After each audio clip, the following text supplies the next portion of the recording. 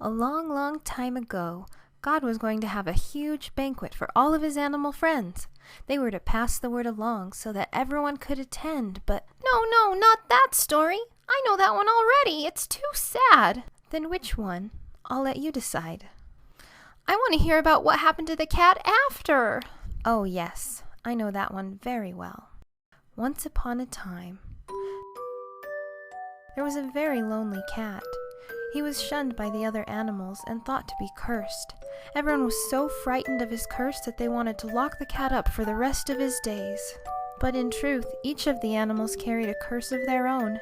Their hearts were heavy and sad, though some tried to hide it. For a very long time, they thought that things would never be able to change. And then one day, a girl arrived. No one had met her before, and many of them were wary at first, afraid to let her come to know them. But she had a kind heart, and she grew to love the animals, each and every one. At first, the cat hissed and scratched and told her to stay away, but the girl persisted. The animals warned her of the cat, reminding her of his awful curse. "I will break the curse," she told them.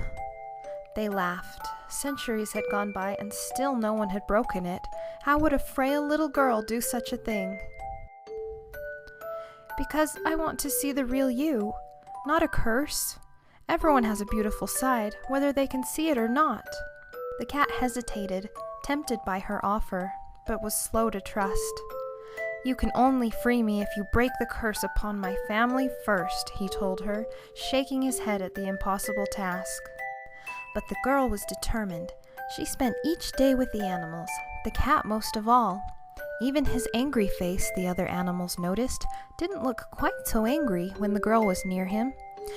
It was unbelievable, they thought, how her heart could be so full of love and kindness. One by one their hearts were healed, and the curse was broken. Their sadness began to disappear. Some were strong enough to break it on their own, and others still needed help. The rooster was the first to change.